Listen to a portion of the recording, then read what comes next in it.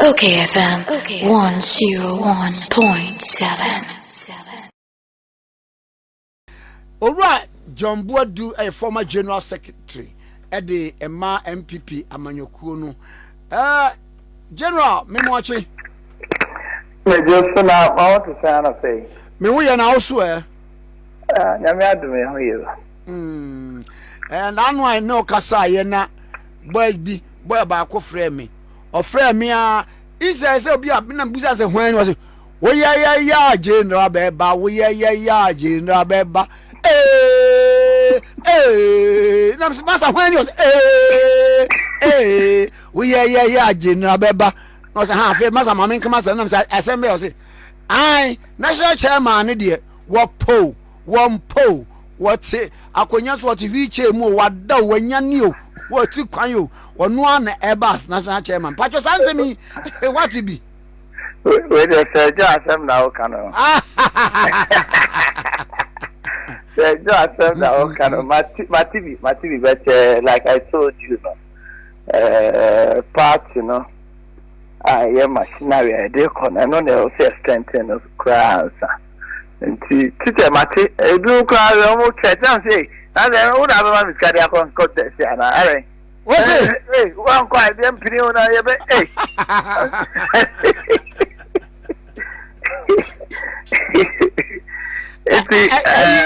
no so we ya wo ko yuoko ho no wo say wo be ya be wuram wo te wachi national incoming national chairman every sa na me chino but there sa so na de ji unsu no am ne yere na de ji o na de ji na ayi aka se France na ya kwa o enye easy na maba wo nchen a mo party mo mie kwan se wo a opesa ogyina Flagbearer no yenye campaign na won se nipa bebre yi wo mo ho ato mo no tuo kasa bi ya analysis wa ha ebi ye bi wa ha enom ne ade bebre na abaforce da bi ebasa anhwe a enkodu brempa main contest ne beba no na party no a cracks no aye so wide enkomoy eto say why former national organizer, former general secretary, former operations director of the party, I would be to me and my party no 2 times. And come what you saying? You me that say me chat for you now. The thing say, you see, politics no. Da you better abani be ya be declare no. That the next election about running me asase. But about to any event, a process. Until at any given point in time, be what there was a way. 1 year, unya time, no, why you be on to be lose elections. Sometimes, mistakes say, or say, we are wasting the 1 year now, for you before I don't have more losers, but we didn't say, we near the call, we are near my David. The re-elections are immediately, National Council now say review committee for Juma or ye or mobile and home now say a transit party consent by consent, then a call so then Yaman. Oh, Juma no, I will say, yeah, DFC, the reporter, Michael Quay, the committee in the buy now. Say, in addition to operational challenges, the delegate system is one of the challenges, and other issues are almost raised here.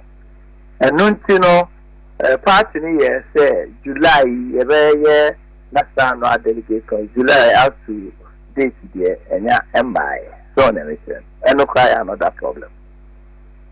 Now, say the moment party decided say. Yeah, National Annual Delegates Conference. Now, Article 18 of the Constitution, say, Obiara party be ba. Now to say, yeah, but yeah, national delegates conference. 2 months before, 2 months after a announcement, you know, who find say, the proposal for amendment, if you want any amendment in our constitution, or the back. It is our process, you know, so. Now, I know not so letter no come general secretary. General secretary did last letter now. No, no, a month before the annual delegates conference. No, I this because over conference, also who they are more discussing. Don't return. So that document you compare here, the Abre constituency for the region for external branches, stakeholders of the party. Now you show more copying say the conference. Now this year, your my father can say. Conform raise issues. So be the proposal about a B CB, a B CB, a B a different, a B operationally, a B and all that. Now you just had discussion. So far the hammer is about say that discussions no and cost papa. So that discussions as to YMBM saying the 20 and their objective the year 20 no. You'll be a metro discussion and to me see papa because there's no debate about it. So let me tell you. And no you because they can say contest in any say discussions na your constitution and now so the back na and comedia. So let me tell you. There are no your one missing linker a home comodino and said uncle you. The account bill me did say a major issue no. It's about a month ago. General Secretary refused statement this say we enjoy political activities this animal. And no yes issue no sana implementation no economy. Because your issues are statements. But yet, system conform as I be more yemi. It is okoma statement. Say yen say anami yen say. Not say yen to me. Yes sure say. You be this so. You be boom rana so no. You be bringing it to Buka. Hacking. And no open floodgate for almost everybody to be speaking. Now the kind of speaking I will say it's about the needed reforms and yet the officer presidential candidate no the officer and say in the face of that you know this year no why the cost and shame why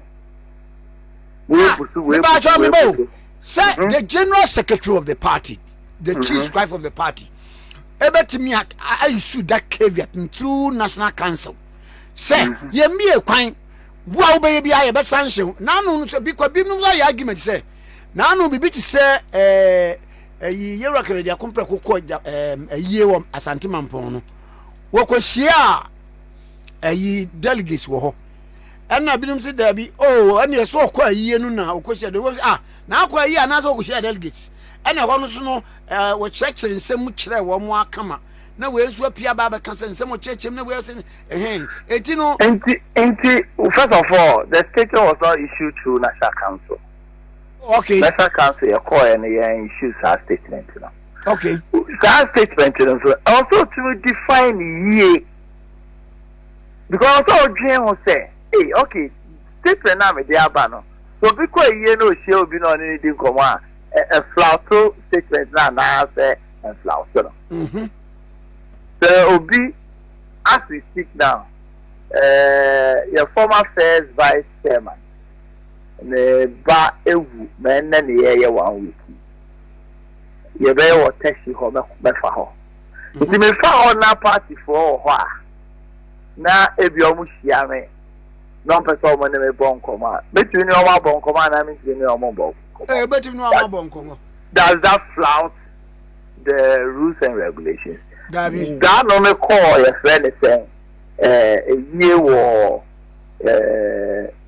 central region kutin eyi no ha e chairman for this person dey come no ha secretaries no kwa dey but we no more dey come because now say the kweyi e will be before so yeah, the rules and regulations say ba or say the rules and regulations ba you bet me this one the many of them come does that flout the rules and regulations or not? No, it's not a major issue. I would say yes, because of the rubber na and clear. And until the young this one, I'm proud of buy no not for so any day. In all this, Nesenka, why not it me issue caveat be and now what the sign a be bad directive be back. The jury say, you see, the Amma CCI and she said there's no leadership. Because if you consider your mom, the can't mention or say, wait there, and all that. Whatever. There is that kind of leadership lacuna be. Because for instance, for me, Manyaka and no no. A meeting now Kennedy Ninko for Kosia. You see, what we must understand, first of all, again, the rules and regulations, Papa be about for campaigning in Yama. Maybe you may be jumping the gun. But you see, it's in some Kennedy car or honor, and some you can't die in our party. But to know, you can't casano. Na any media or your party meeting and your party for ya record you. Lay at the box. What did he say? O call ya o see our way. And now we shall party for Umunyakwe, or Makoto BC on your Mokata. No, we are record and on your with this uncle and can respond to see any name and carrot.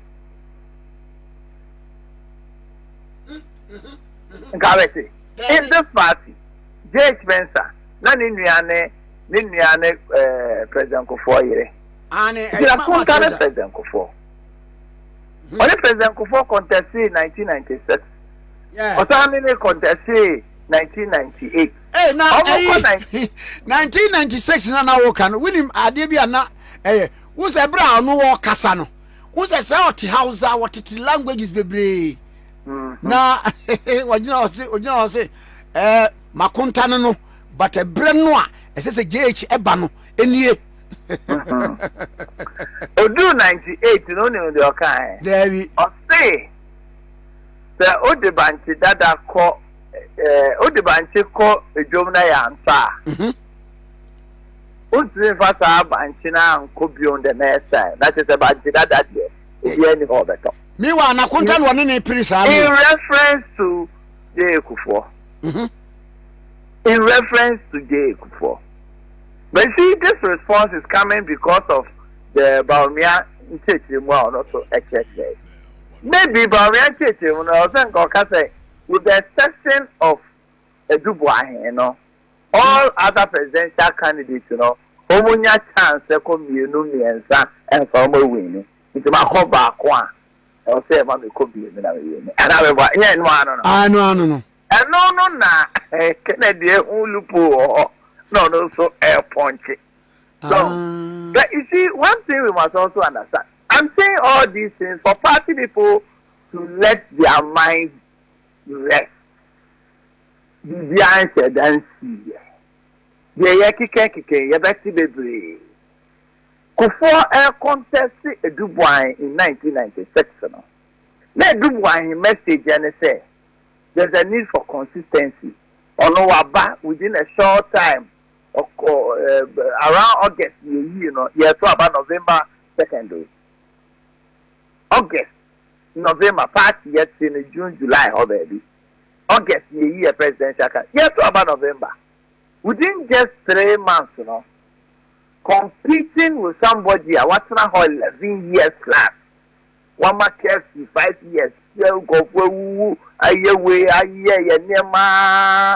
decided to say, called democracy.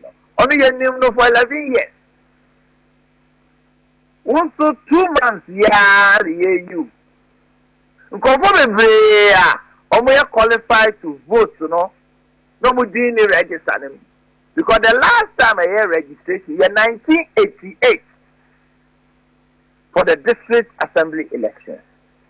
If you were 1988, after that, 2018, we didn't register also.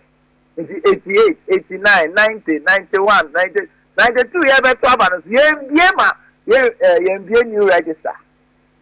Bank of friend to me, I'm the register. Now within 3 months, what's when you're 30% plus? Thank you, they say. Thank you, time. Kufobe win. Debbie. Kufobe time on ya and ya.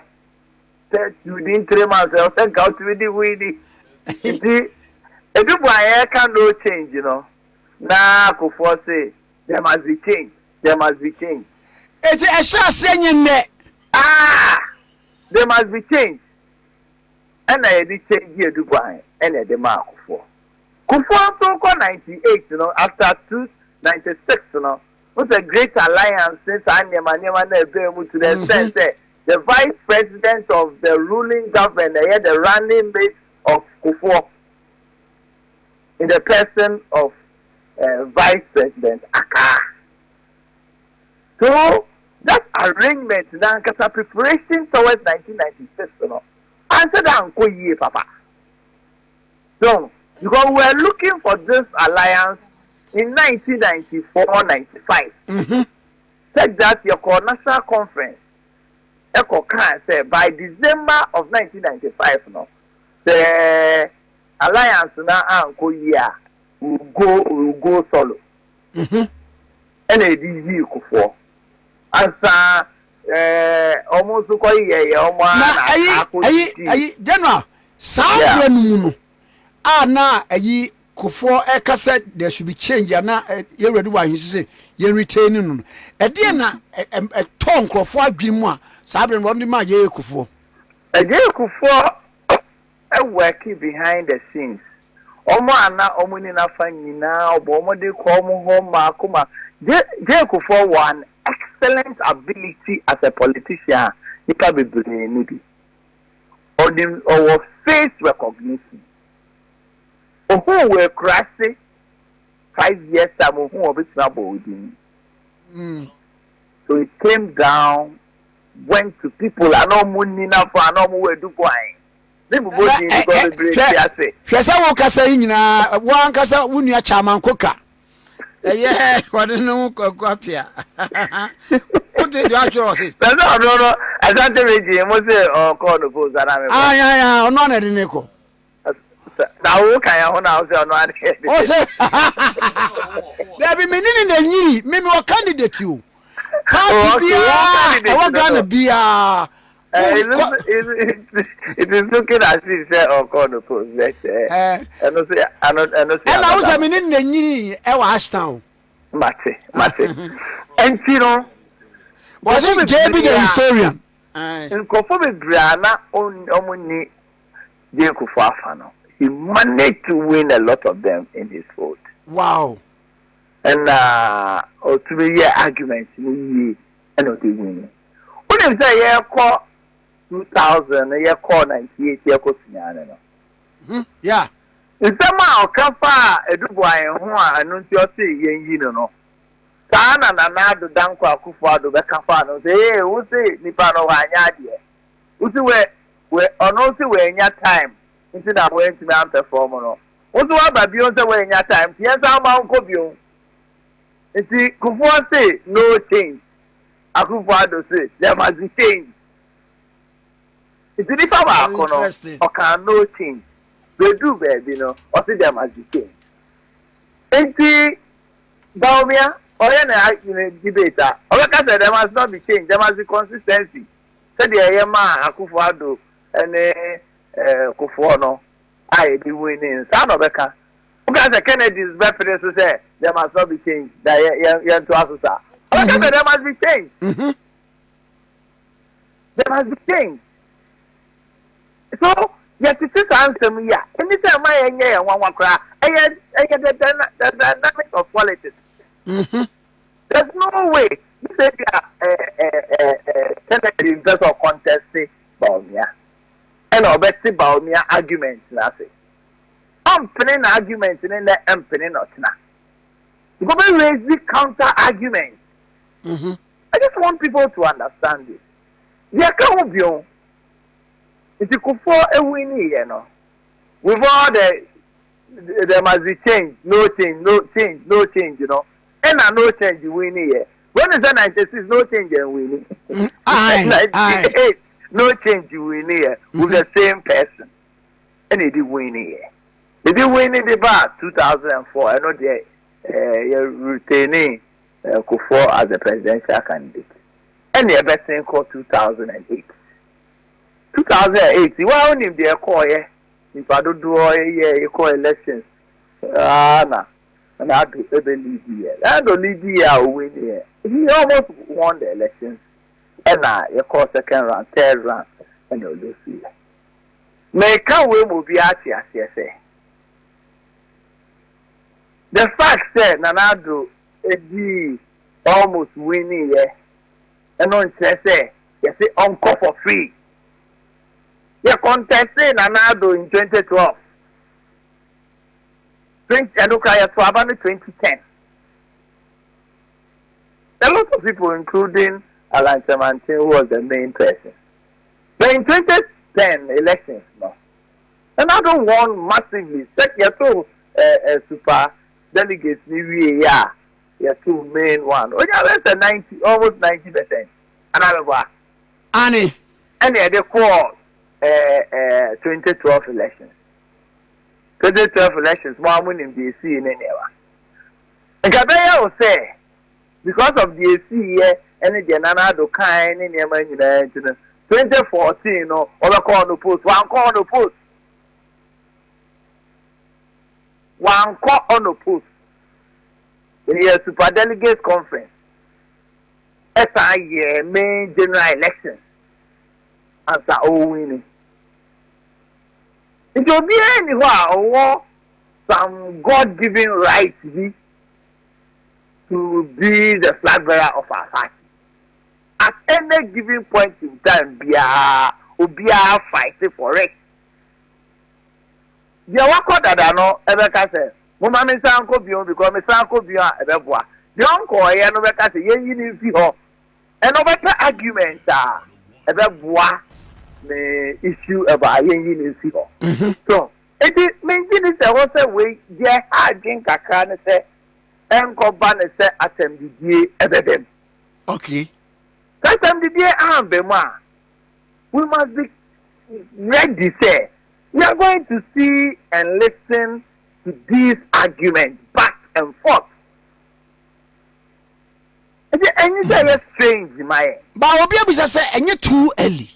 Very too early because clear rules in the hall will be flout to even rules in the hall. And kakane ohona. Nobody takes action.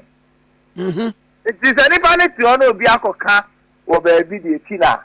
Obviously, no opportunity. I responded and I'm a one. Annie. Because no coca or baby, no, Obian. It's the main to my transit.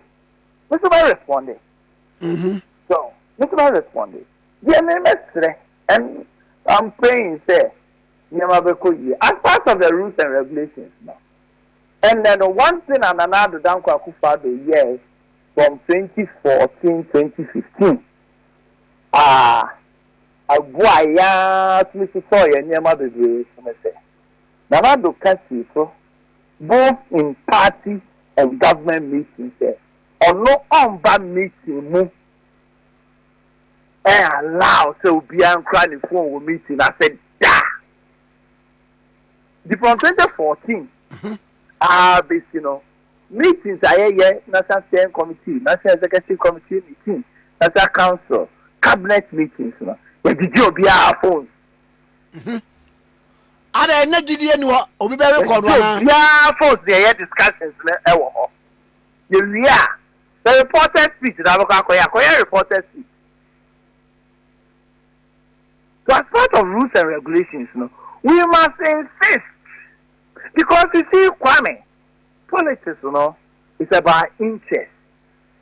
If you imagine, tell me, na me a Muslim. Na makosia Muslims bi wo kokoamu ni omo kasa. So I can't tell oh, mo se mo dia ni o ana. Yes. Me dia me tell me tin be di president na tell mo nyira mo ma asuba be di president. Na me wo hoyi kra no Ghana kra Muslim bi ndi president ti we dem sra mo. We dem ko to no bu mo ndi for kra nko twa mo no beto man. Se sa kasa ya making e wo kokoamu na me ni omo pet amba outa. Good. Obi ko report to another matter. They imagine say a record come on in your near the best. Oh, more radio to the internet is why. Which are there they create a lot of confusion. The politics, no, a religion, a tribe, a region, a association, and all that. Also, a manage near my person will be at a major issue. Because, yes, sir, Kennedy goes here, Mampon for no Mudin Comoy. The Hona no Mudium will be a record on the Alpha that to all my age. And Casemiro, and Cacone bad train, way an argument after a historian from 92, the cement away, yes, wait. How many years who's there? And I argument this election, 2024. So yeah, candidate late on November 2023. And no can be na you lose here. Now NDC for only your candidate in June as a day. It's a year in June no. Now every year in November no. 4-5 clear months. NDC you lose here. Look at the year 2012. Year Nanado. 7th August 2010. 2010. And now, at a month, July 2012. And Sayeko Domama, 29th August 2012. The year Kufuado, 12 clear months. 2 years. 2 years, 24 calendar months. 2 years, you be 2010. Yes, you can talk about the dynamics. Oh, yes, I know now. Emma, na mood no country, no mood na ye, ye never. You say, yeah, I think you voice the almost propaganda. The other way. Oh, yeah, yes, I'm heavy hand, what name? Or change Yakuponsa. Any faso no shani watch na ijishe ayi Jesus baby Jesus te nka ye fatama so ko heaven kwatna nyankopɔ benkum so opotna ni faso enti mi ami kai say from July ho echo December na it was so impossible for you to criticize the NDC ni peti nyankopɔ ni faso Kukwanyi the woman yes, I give her. Now, the aim one. Obia or having a obo watch your chest space. You see, the basic Yakubu Faso. We are criticizing because of camp your mama, so Rebecca Satamils are we now can accept. For that elections, I remember that day. Now you see, that's not Western region, no, and then Western of Nebo, the whole Western region. Now you're in Azim Hobby, and then another. That is on the July date there. July something, yeah. Yeah, that very day.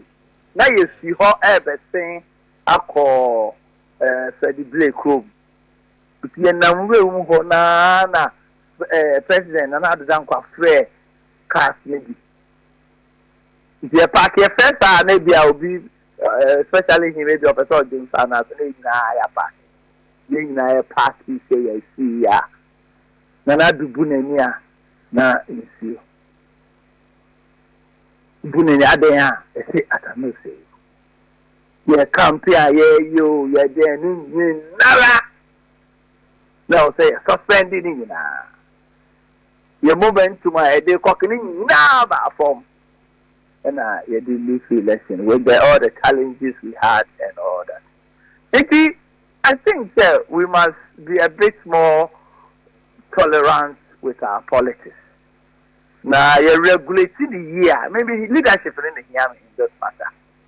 Because you to me allow individual be a better loophole there piano and young if there's competition. So never tell.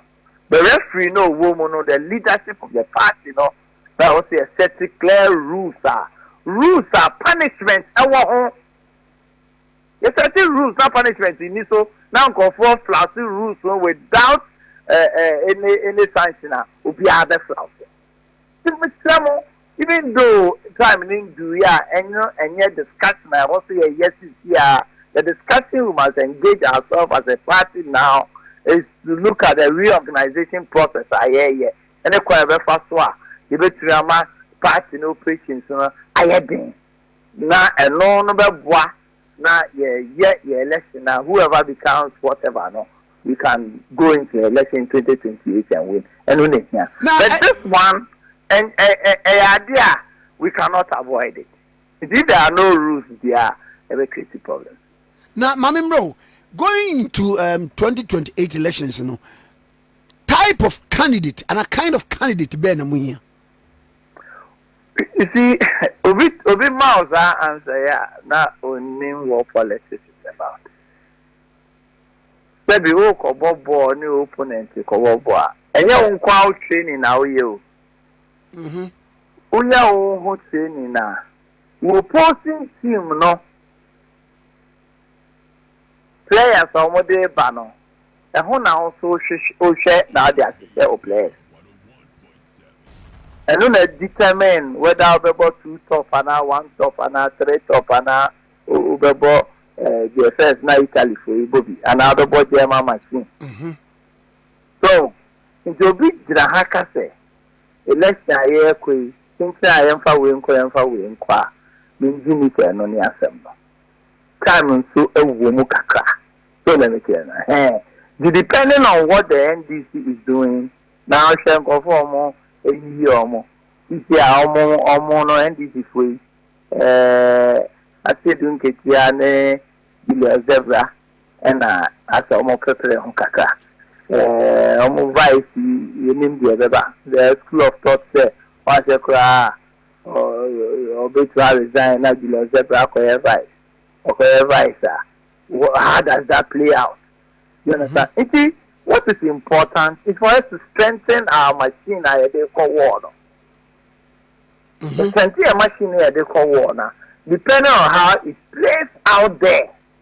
In the say me a corner, particularly in our parliamentary arrangement. It's important say you ever share your opponents and so ne game or play. So, look at what kind of candidate do we need there? Begging for anybody to suggest. I see. Now, what's analysis beer? Binum so yo, Mudi 2024, Mudi Baumia Koi, now modern Koyano, now Mujina, and near my bear planks, bear me and Saint Bakon. Yes, sir, oh, the Zongo community, no, be I will fall for a Muslim.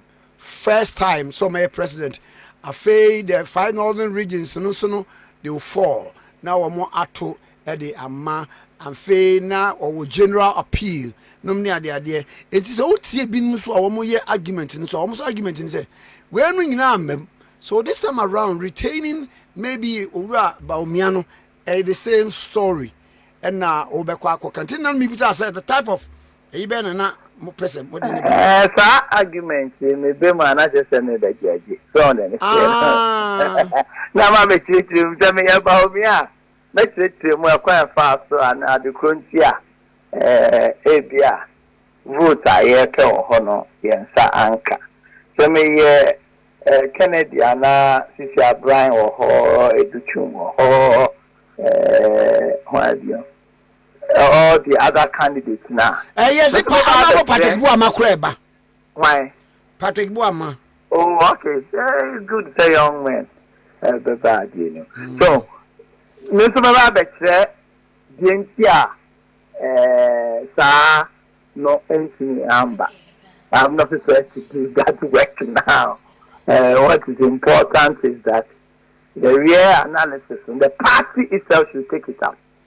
It is not presidential candidates, and any of them, they will also determine how thinking should be.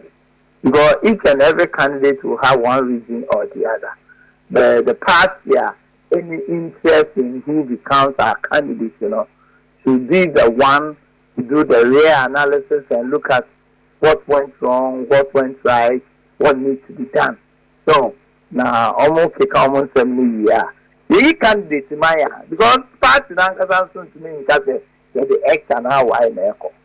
It's almost argument now whoever emerges, because whoever emerges, everyone advantages, everyone disadvantages. Whoever you can't declare by now, be having advantages and disadvantages. So now I say the disadvantages, the ending I bet to me after no see here. The ending I know the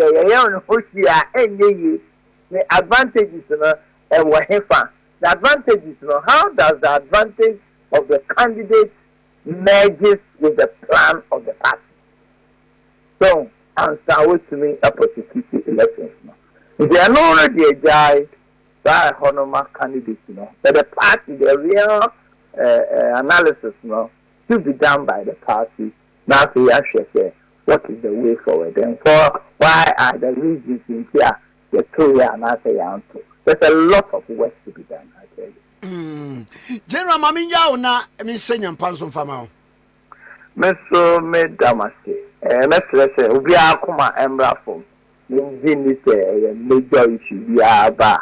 Way too many way can't wait and major issue, think I did me time. Think about me, I cannot say with the exception of Professor Dubois or other candidates. You can know catch up in the end. Man, share because this time so near master. Oh, can't send work to come away and no be out of quarter. We are home here, say, the count of Kukumono. We are more than protected your home and count of Kukum. The person will be asking. If we are the here, if we are the analysis, we are extremely careful about the count we are the now for unnecessary distraction. Because a distraction now, and one man discussion and here or here in terms of our reorganization efforts. I think that's important that we take that. Mamina was saying, pay. Mr. Madam, yes, I say, Ora John Boadu, a former general secretary of the New Periodic Party. And you're not trained common now. Yamra studio, and I'm on Faka Cramfem, Nafi to us from Pacho. Echo Bank say what the new emergency money number, Sika number. Wo Pebosia, Fresa number no. Obeso your fund transfer, Fresa number no. Who ye utility. OKFM 101.7.